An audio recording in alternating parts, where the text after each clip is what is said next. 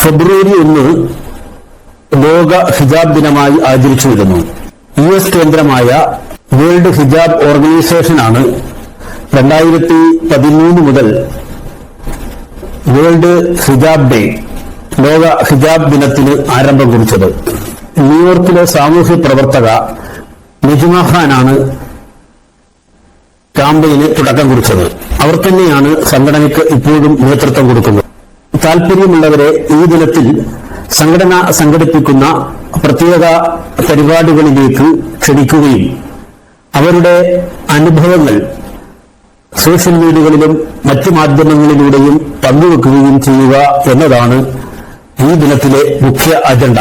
കഴിഞ്ഞ വർഷം 190ഓളം രാജ്യങ്ങളിൽ ഹിജാബ് ഡേ ആരംഭിച്ചു.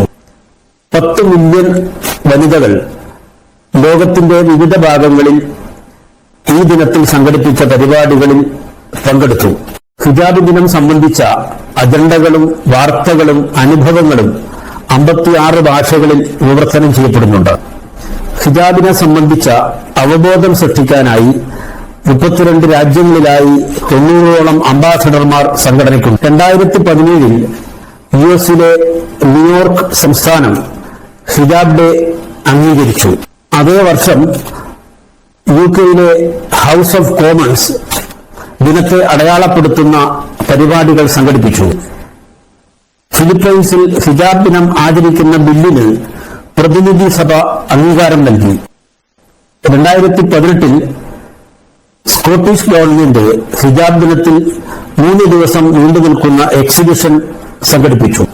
2011 Miss Universe Carol Lee, Nigerian vice പ്രസിഡന്റിന്റെ ഭാര്യ ഡോക്ടർ അമീന സമാദി സാംബു, മുൻ സ്കോട്ടിഷ് പ്രധാനമന്ത്രി നിക്കോള സ്റ്റാർജിയൻ തുടങ്ങിയവർ ഇന്ന് ഈ സംഘടനയുടെ ഭാഗമാണ്.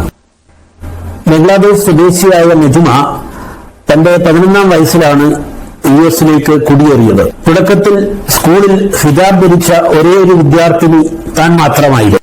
ഹിജാബ് ധരിച്ചതിന്റെ പേരിൽ സഹപാഠികളിൽ നിന്നും ആൾക്കൂട്ടങ്ങളിൽ നിന്നും നിരവധി തവണ അവഹേളിക്കപ്പെട്ടിട്ടുണ്ട്. ഇത് ഏതൊരു സ്ത്രീയെയും പോലെ തന്നെയും വേദനിപ്പിച്ചു. അങ്ങനെയാണ് ഹിജാബ് ദിനം എന്ന ആശയം രൂപപ്പെടുന്നത്, നിജ്മ പറഞ്ഞു. ബോധവൽക്കരണം, സാമൂഹ്യ വിദ്യാഭ്യാസം, ആശയശാക്തീകരണം എന്നിവയിലൂടെ മുസ്ലിം സ്ത്രീകളോടുള്ള വിദ്വേഷവും വിവേചനവും മുൻവിധികളും മാറ്റിയെടുക്കുക എന്നതാണ്, ഇല്ലാതാക്കുക എന്നതാണ് സംഘടനയുടെ പ്രഥമ ലക്ഷ്യം.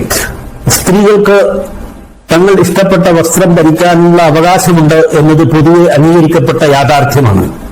ഈ അവകാശത്തിലും സ്വാതന്ത്ര്യത്തിലും ഹിജാബും ഉൾപ്പെടും എന്ന സന്ദേശം കൂടി ലോകത്തെ ബോധ്യപ്പെടുത്തുക കൂടിയാണ് സംഘടനയുടെ ലക്ഷ്യം. ഹിജാബ് അടിച്ചമർത്തലിന്റെയും പീഡനത്തിന്റെയും അടയാളമായി വിലയിരുത്തപ്പെടുന്ന ഒരു ലോക സാഹചര്യത്തിലാണ് നാം ജീവിക്കുന്നത്.